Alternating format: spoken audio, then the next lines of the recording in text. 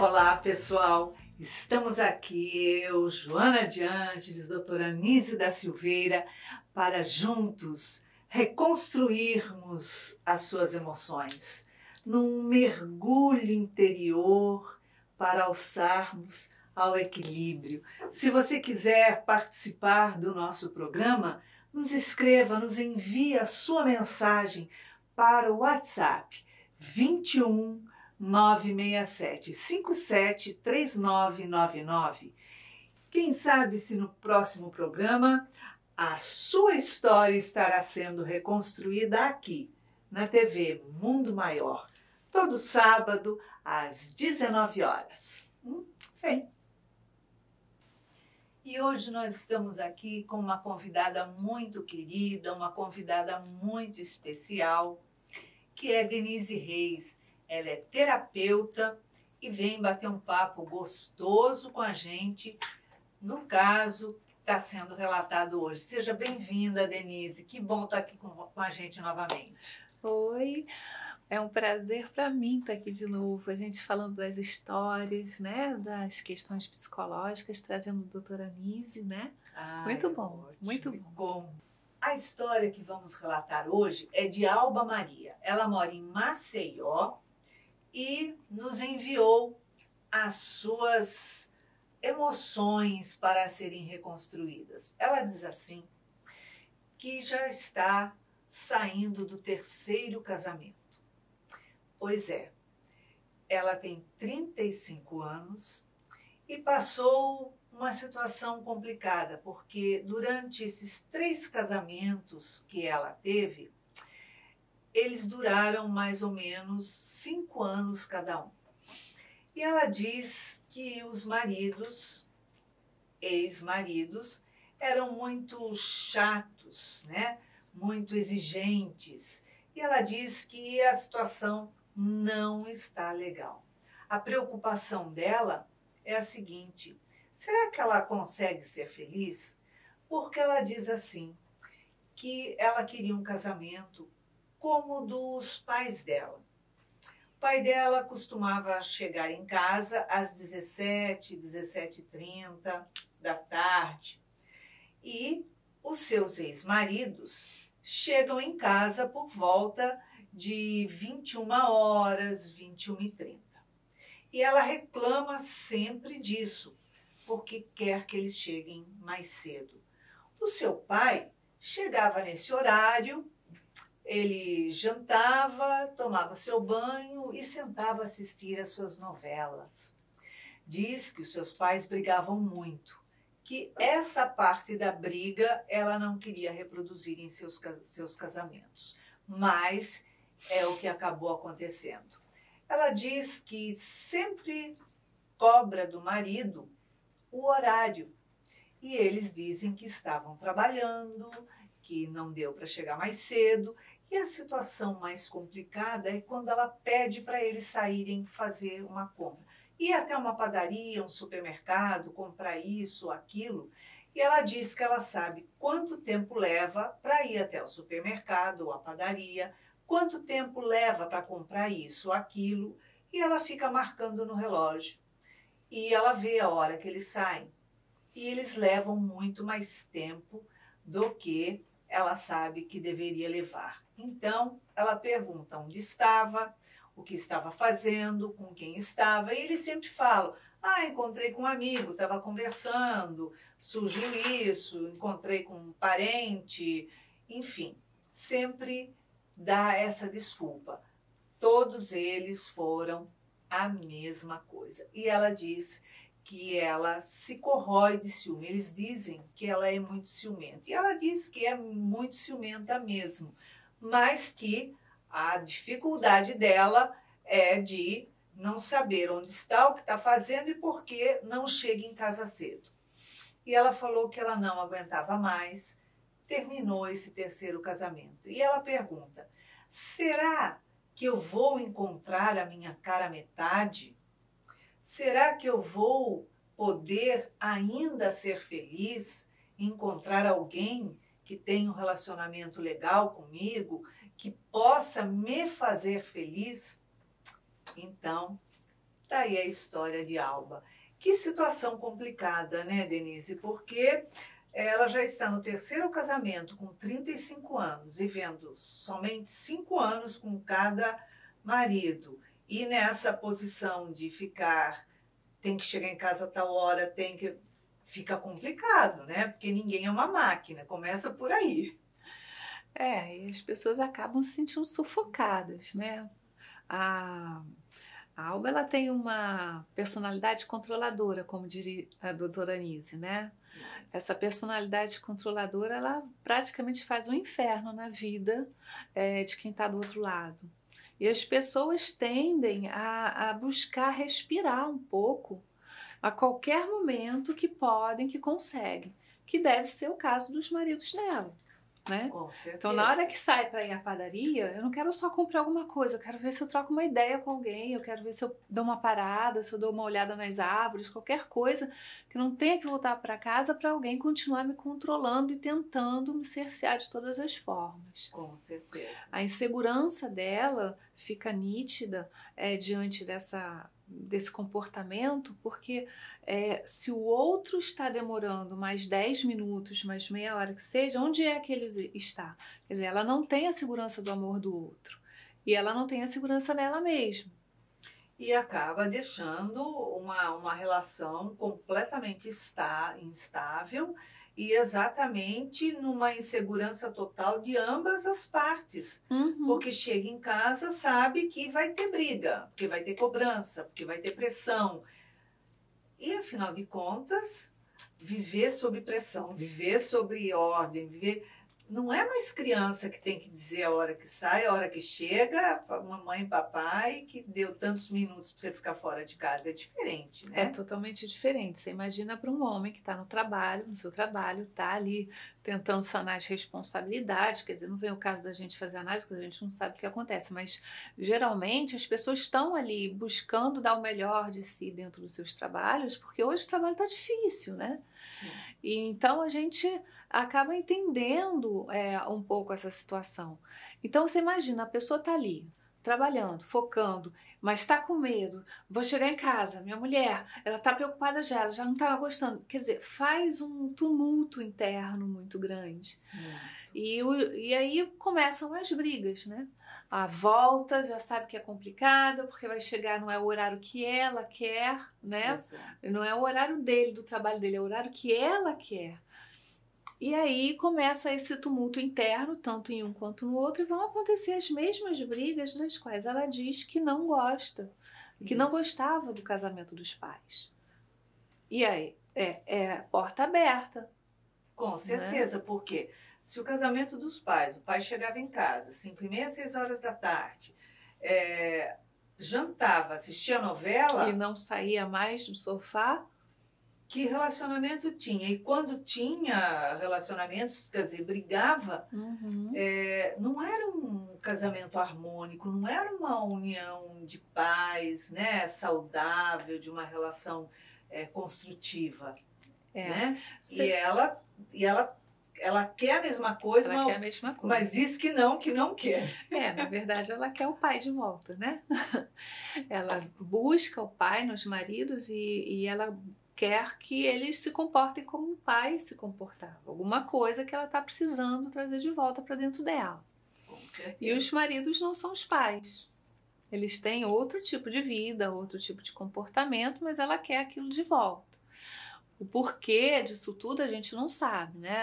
Uma boa terapia ajudaria muito a Alba. Fundamental, é imperdível, né? Para que ela pudesse se entender um pouco, se conhecer, para que ela pudesse até despertar nela algumas outras atitudes que fizessem ela focar em coisas que trouxessem autorrealização para ela. E não a expectativa sempre do que o outro pode dar para ela. Você vê assim que ela fala da esperança dela ser feliz, que esse comportamento egoísta que os maridos têm não vão trazer felicidade para ela. Mas a felicidade não está nisso, né? Ela fala que ela está em busca da cara metade, né? Que será que alguém vai me trazer a felicidade? A felicidade não está na mão do outro. E a felicidade não está naquilo que eu controlo. porque eu passo a ser controlada por aquilo que eu tento controlar. A pessoa fica atormentada com aquilo, Se não sofrimento. for do jeito que eu quero, então eu não aceito. Se a vida me trouxer coisas ou situações que não seja exatamente daquilo que eu imagino, aí eu não vou querer. Exato. E a vida sempre traz coisas diferentes, porque é o diferente que movimenta as nossas questões internas para o nosso crescimento. Exato. Se não tem o diferente, a gente fica amarrado em nós mesmos. A gente não muda, a gente não faz o progresso necessário que todos nós temos que fazer. Exato. São essas dificuldades que são o melhor convite que a gente tem para que a gente possa se perceber e operar a mudança. O que eu estou fazendo? Não é a carta em si, né? Ela traz muito o que os outros fazem, geralmente as cartas fazem isso, que é justamente o que é trabalhado no setting terapêutico. A pessoa às vezes leva 2 anos, uma média de 2 anos, para perceber que as questões não são o outro, são ela. Sempre o problema é com o outro faz isso para mim, para aquilo, papapá, alguém me faz sofrer, me prejudica, né? Mas qual é o meu comportamento perante o relacionamento e perante toda essa situação? Né? O que eu estou fazendo também para o outro sofrer? A vida é para ser leve, né, Iraci?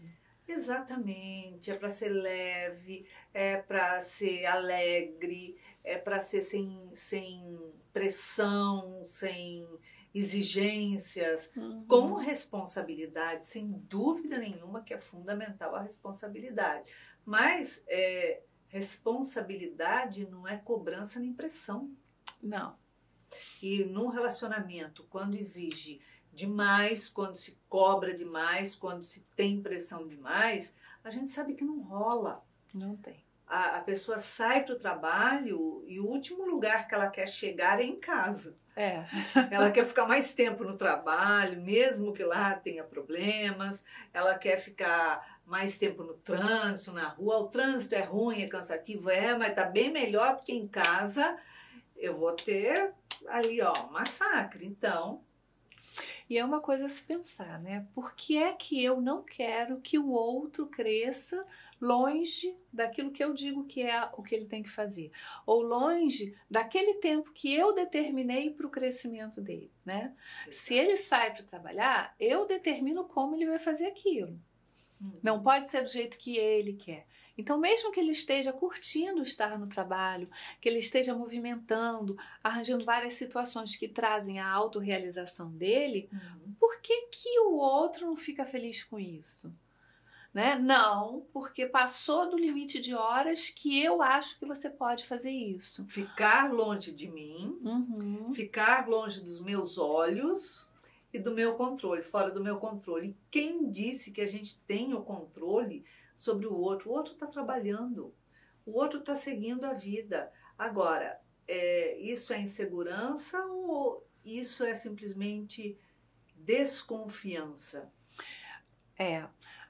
Essa desconfiança, ela está muito ligada a esse controle, né? E a sua insegurança diante do outro. Quando tanto a doutora Nise e a Joana falam sobre ciúme, né? A gente percebe que é uma menos-valia que a pessoa tem quando ela se vê diante do outro. Então, se eu não me vejo suficiente para o outro, então tem alguma coisa de errado aqui. Peraí, então eu tenho que colocar o outro em outra posição. Né? Não dá, né? Então não pode fazer tudo que você quer, não. Eu tenho que te cercear, te controlar, porque e se você for melhor do que eu? Então eu tenho que segurar o máximo que eu puder. Né? Ele ultrapassa a dependência emocional. Ele vai justamente no derrubar o outro para ela se sentir confortável e segura. Que esteja sobre os meus olhos. E a pessoa, quando começa a vivenciar um relacionamento, vivenciar aquele momento, ela começa a vivenciar a paixão, né? Então, tudo é lindo, tudo é gostoso, tudo é maravilhoso, tudo é novidade. Mas daqui a pouquinho, chega o momento da convivência madura que sai do novo, mas começa a gerar, enfrentar uma rotina que você pode fazer da sua rotina o novo também. Só que é o relacionamento maduro. Então ela não chega a entrar de verdade no relacionamento maduro. Ela sai da fase paixão e entra para a fase insegurança, medo. Uhum. Tipo assim, o outro já acostumou comigo, já sabe como é a relação, né? Saiu do novo e, na verdade, 5 anos de casado, desculpa, mas 5 anos, 8 anos, 10 anos, você ainda está em lua de mel. Ainda é o início, né? Com E é certeza. justamente a fase onde a gente começa a construir um relacionamento de companheirismo, né? De um caminhar ao Isso. lado do outro. Quando a gente caminha ao lado do outro, a gente dá liberdade para o outro fazer suas Tem que escolhas. ter. Se a gente é casada com alguém, por que essa pessoa não pode fazer um esporte do qual ela goste? Ou fazer o futebol com os amigos, né? Por que é sempre só comigo? E por que eu tenho que chegar em casa, tomar banho, deitar no sofá e assistir novela? Uhum, é. E O que isso acresce no seu casamento? Exatamente. Se você perceber desse comportamento, esse trabalhador que trabalha volta para casa pontualmente na hora, né? Senta no sofá e não levanta mais de lá. Fica lá, né? Não busca outras coisas na vida. Parece até meio que assim, só isso da vida para mim tá bom. Não quero mais nada. Né? Uma relação morna. Agora vamos perceber uma coisa. Eu não saio do meu sofá, vou ficar aqui vendo televisão. Não saio mais de casa. Ela colocou. Ele não saía mais de casa. O marido dela, se ela pedir para ir comprar alguma coisa, ele vai. Ele vai. Então ele tá fazendo alguma coisa para ajudar. Ele com certeza. Tá ali na dinâmica da casa, não é? Já fiz a minha parte, já fiz o meu trabalho, agora também não faço mais nada. Então, provavelmente as brigas com a mãe eram justamente o oposto do que pode ser. Porque ele não saía para comprar nada, para fazer nada. Exatamente.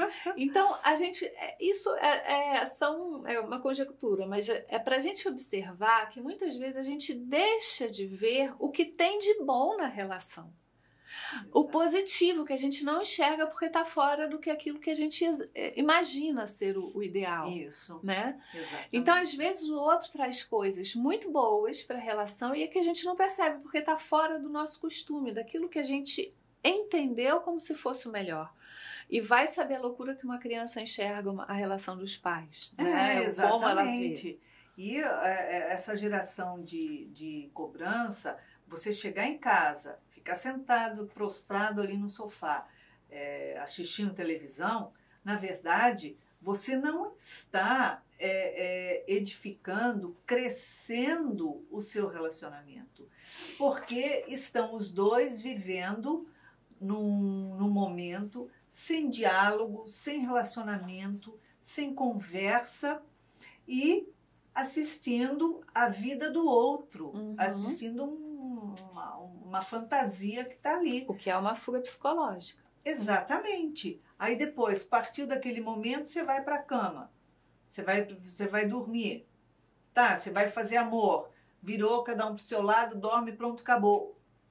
E aí? Foi. E a vida vai.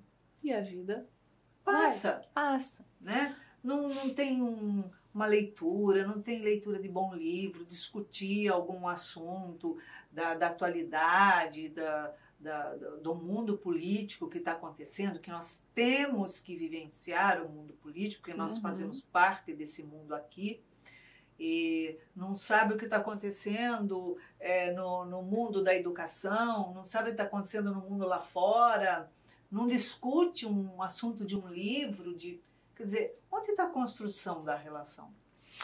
Encontrar o prazer de estar junto, né?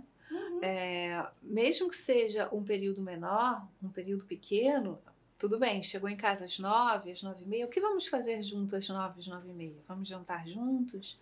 Vamos sentar, né, na sala de estar, conversar um pouco sobre o dia. Tem tantas coisas que podem ser feitas, ou dar uma volta no quarteirão para dar uma caminhada depois do jantar, fazer digestão, ou sentir a brisa da noite. Qualquer coisa, por mais simples, Iraci, que seja, mas é o prazer de estar junto com o outro. Que bom que você chegou, mesmo que tenha chegado tarde, eu vou tirar o melhor daquele momento que está sendo oferecido.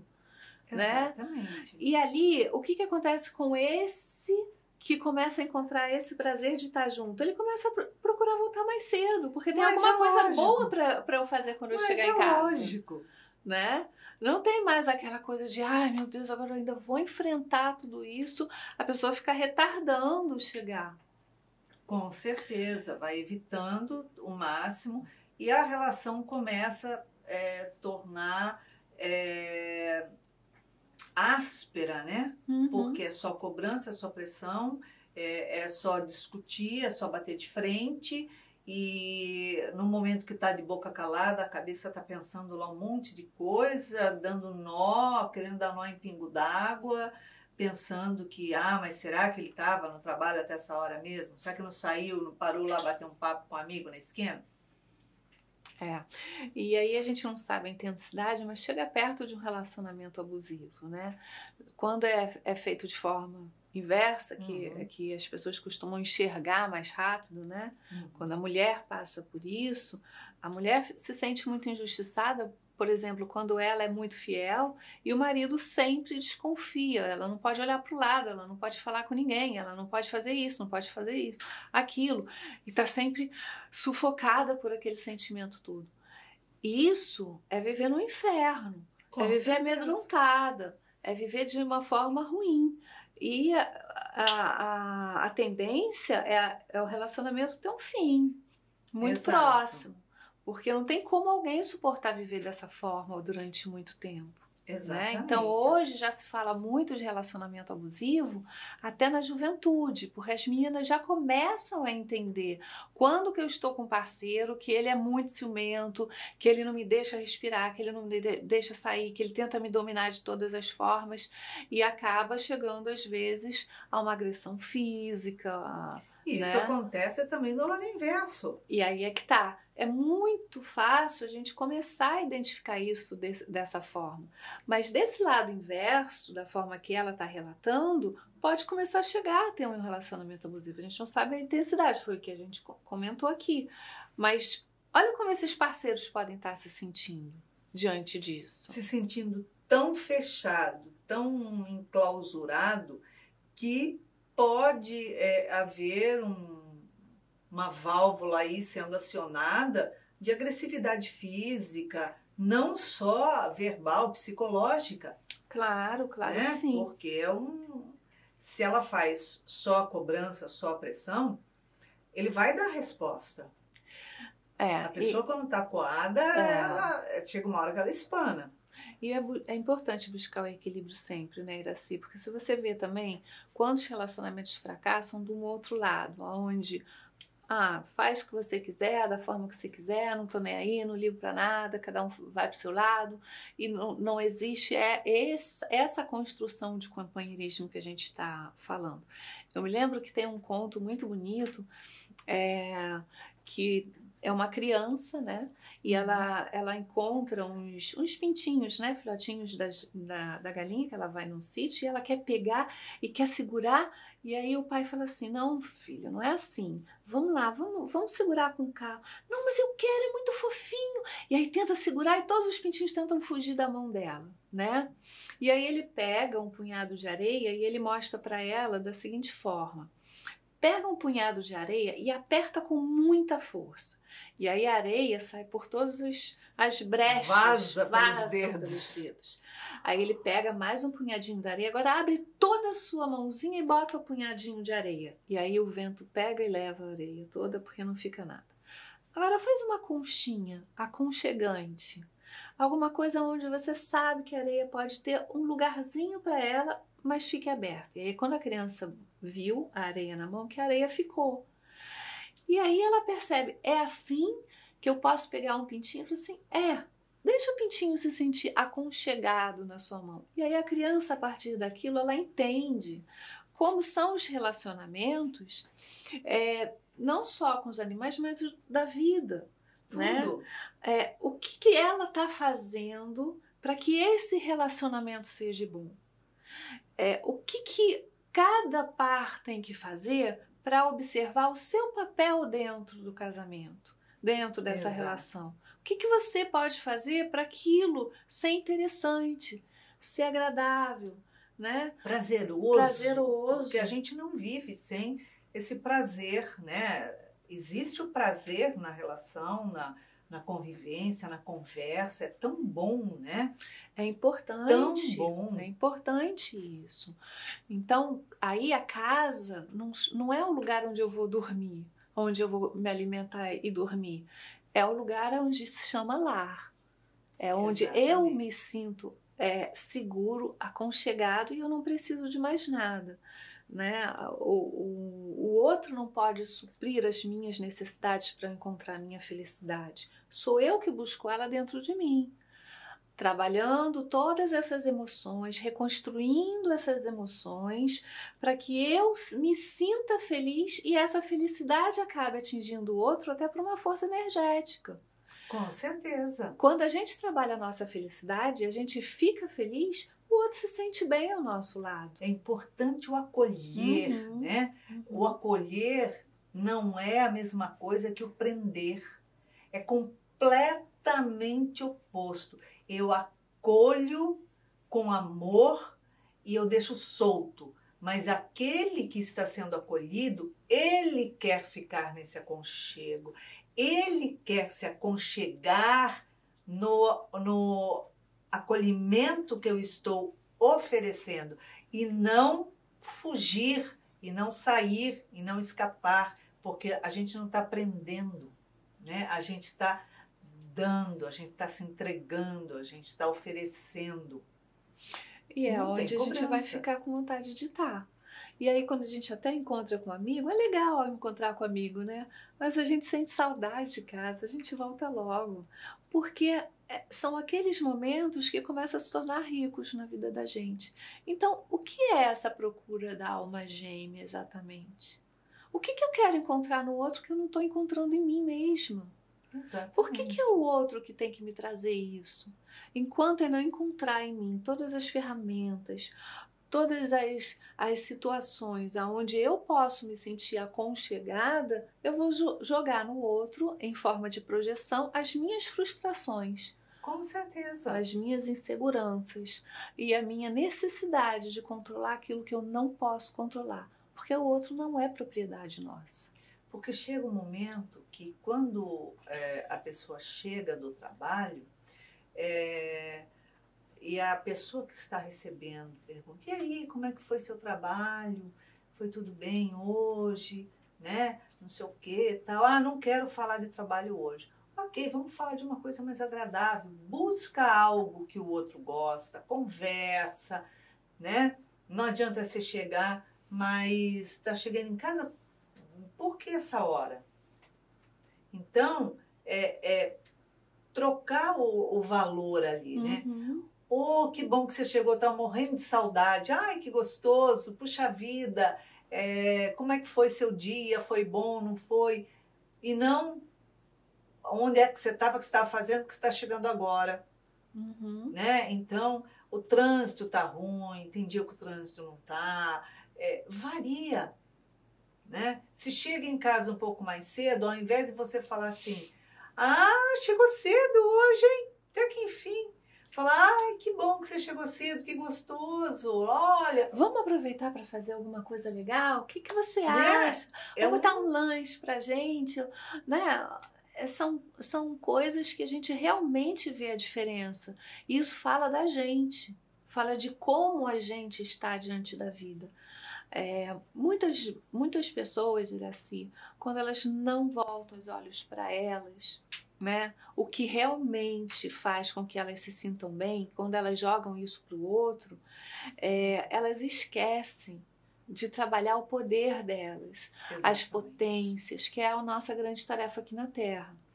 Isso causa uma frustração interna muito grande. Ela não sabe disso, isso é inconsciente. Né? Então ela vai procurando no externo o que está fazendo ela se sentir dessa forma, mas não é. É a falta da busca dela por trazer valor existencial para a vida dela. Exatamente. Encontrar nas pequenas coisas aquilo que ela pode fazer pela própria vida dela. né, um trabalho de caridade, ou um estudo novo, ou ela mesma buscar coisas que façam ela se sentir bem, o que ela tenha prazer de fazer na vida, construir uma existência saudável, rica. Nós Né? não podemos esquecer que, como espíritos que somos, somos livres. O espírito, ele é completamente livre. Ele não é ligado e dependente de ninguém, com ninguém, a não ser com o Pai. Então, desde o princípio que nós somos espíritos livres e estamos agora como almas, já estamos aprisionados num corpo. Então, essa já é uma sensação de um controle. Uhum. Agora, não basta você estar no seu corpo, aprisionada nesse corpo, não estar livre para ir, voltar, voar para cá, para lá. Você ainda tem que ficar aprisionado em casa, aprisionado com a pessoa, aprisionado sob os olhos, o controle e os interesses e desejos do outro. Então, a sensação que a pessoa tem é de uma prisão realmente, né? Porque quando a pessoa ama, ela gosta de ver o outro livre, se sentir livre. Uhum. E quando o outro é livre, ele vai estar com você porque ele quer estar com você e não porque você está controlando as saídas da pessoa. É tão diferente isso. É diferente, e é exatamente o que você está falando. Lembra que a gente falou no início da conversa? Quando eu tento controlar algo, eu passo a ser controlada por aquele objeto do meu controle. Então, quem mais se aprisiona é a pessoa que tenta controlar. Sim, ela é a perde primeira que deixa de ser livre. Ela é a primeira que não consegue sentir o prazer da liberdade. Então, eu tiro a liberdade do outro porque eu não sei o que é isso. Eu não sei o que é ser livre. O amor, ele é libertador. O que aprisiona é o ódio. São esses sentimentos muito pesados, algemam a gente ao outro. Então, se é isso, o que a gente faz com a gente quando a gente tenta aprender o outro? Tantos relacionamentos que você vê que a gente começa a identificar essa necessidade de aprisionamento, mas que não dá certo, nunca deram certo. Sempre acaba muito ruim. Porque existe uma diferença entre aliança e algema. Uhum. Né? Isso olha só, você se casou, você pôs aliança, porque tem um significado simbólico, né? Esse dedo, a veia que sai, que passa nesse dedo, ela liga, vem diretamente ao coração. Uhum. Não é algema. Não. É outra coisa. A algema prende os punhos, mas não liga amor, a sentimento, não liga nada. Então, é diferente. É diferente. Né? Você sabe que você acabou me lembrando de uma situação que é um ritual que os ourives antigos faziam ao fazer uma aliança. Né? Para fazer aliança, eles faziam de um único fio aberto, né? Puxavam o fio de ouro, né? E aí eles pegavam o fio e torciam em forma do infinito e cortavam no meio. E aí na junção ficavam as duas alianças vindas, na verdade, do símbolo do infinito, que é o amor. Se a gente for voltar para o espiritismo, a gente sabe que o amor verdadeiro, ele dura para sempre, ele é eterno. Nem os laços da carne, quando se desfazem, são capazes de separar quem se ama, não é verdade? Exatamente isso, E ali não tem aprisionamento, ali tem liberdade. Quando você lembra dessas situações, desses rituais tão bonitos que às vezes mostram, são ritos de passagem, né? Assim, e o simbolismo que tem por trás disso, a gente começa a perceber o que eu quero com o meu relacionamento quando eu faço determinadas coisas. Eu quero esse amor verdadeiro, ou o meu amor ainda está tão doente que eu não vou conseguir passar de 5 anos. É dependência. Ele é dependente, ele é condicional, né? Só se o outro fizer dessa forma. Senão eu não quero. E aí ele assim, vai por água abaixo. O simbolismo, a alegria, a felicidade, o prazer de estar junto, aí é melhor separar mesmo. Né? Exatamente. Vai fazer terapia, vai se entender, vai se autoconhecer, vai perceber quais são as suas questões antes de entrar no outro relacionamento e repetir, porque 3 casamentos de 5 anos é uma repetição contínua de comportamento. E ela disse que foi o mesmo, O né? mesmo. A mesma situação. Mas será que foram eles que repetiram a mesma situação ou ela que se coloca no mesmo comportamento em todos os casamentos? Exatamente. Com tempo de duração e tudo. Porque se ela diz que foi uma situação onde ela tinha a mesma dificuldade de controlar o horário, de controlar a hora que sai, a hora que entra, a hora que faz, a hora que deixa de fazer,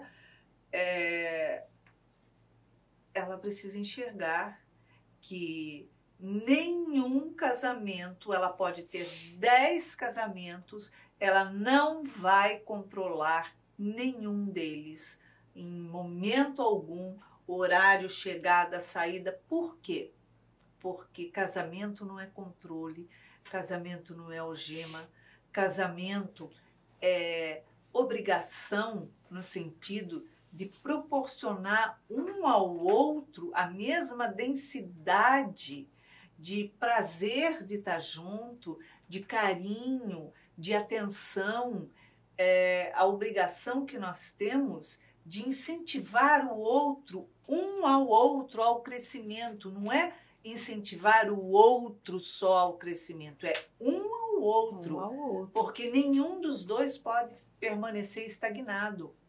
E incentivar, Iraci, não tira o respeito. De jeito Quando nenhum. você quer mudar o outro, você está desrespeitando em como o outro está se apresentando.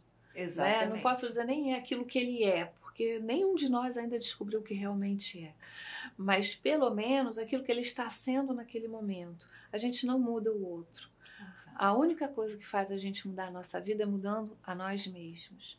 Não tem outra configuração. Denise, chegamos ao final desse bate-papo. Então, em uma palavra, uma emoção para a Alba reconstruir. Ah, a gente falou tanto de liberdade, libertação, né? É isso aí. Primeiro, libertação dela mesma. A dela, para poder libertar o outro. Para poder libertar o outro. O dia que ela se ver livre, ela vai ver que o outro quer estar ao lado dela, né? É isso que é importante. Denise, muito obrigada pela sua presença outra vez no nosso programa, que é uma alegria muito grande tê-la aqui conosco. Eu também, foi um prazer. Um beijo a todos. Vamos ver então, Alba, o que a doutora Nízida Silveira tem para trazer a você depois desse bate-papo gostoso que tivemos com a terapeuta Denise Reis. Vamos ver o que ela te diz?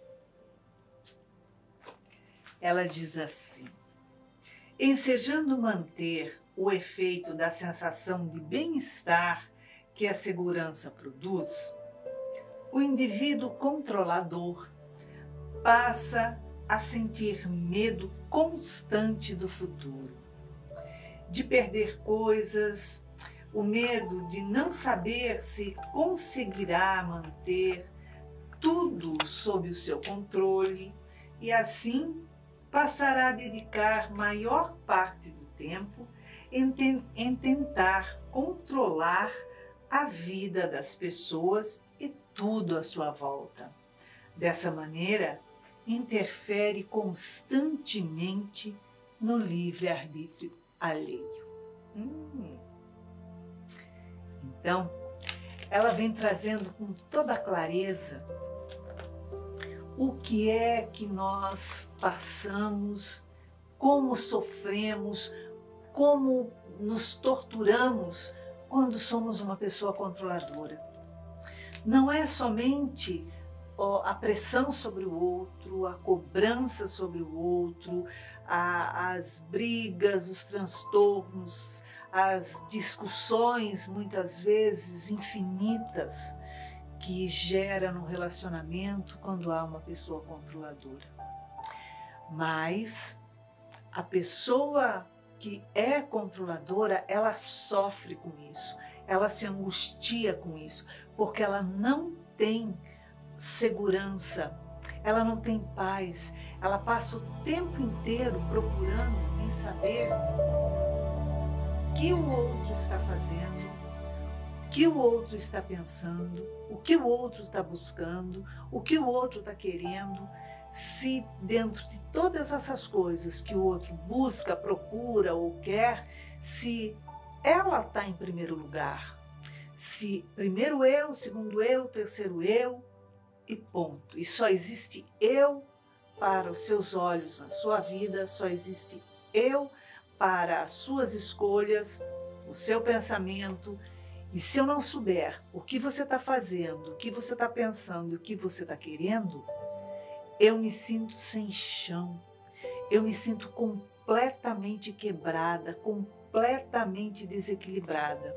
Não é isso? O sofrimento maior quando existe numa relação uma pessoa controladora é a pessoa que está controlando, que se tortura. E onde há uma pessoa controladora, há sempre uma pessoa submissa. E onde há essa pessoa submissa, nada fica estático por toda a vida. Porque no momento em que a pessoa se cala, o corpo fala. O corpo vai expressar de alguma maneira esse abafamento, essa insegurança, essa infelicidade de estar sendo controlado, pressionado, cobrado e sob uma tortura, vigilância imensa. Então, o que nós precisamos fazer? É não controlar. É difícil? É, mas através de uma terapia você pode trabalhar tudo isso. Não ser submisso, mas desenvolver o diálogo entre a relação, o entendimento entre a relação, fazer com que haja diversidade no relacionamento, de crescimento dentro da própria rotina, mas uma diversidade de coisas, inovando, buscando o bem-estar do outro, buscando o bem-estar seu próprio, porque quando nós apertamos, aprisionamos e torturamos, nós estamos sofrendo com isso.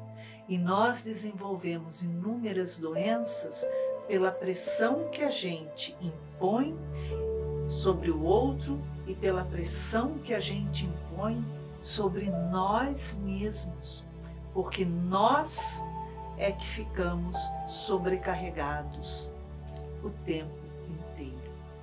Então, é isso que a doutora Nise está trazendo para você com todo o amor dela, com todo o carinho dela, para que você, através de uma terapia, e até uma terapia de casal, é importante muitas vezes, para equalizar melhor a situação, sem haver atavismos de desentendimentos, de opressão e de vazio. Então é isso aí. Se você quiser participar do nosso programa, nos envie o seu relato pelo WhatsApp 21 967 573999.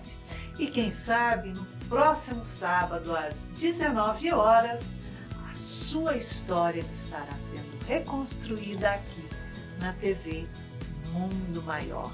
E para que você tenha uma semana de muita paz, muita alegria, muito amor, deixamos aqui um beijinho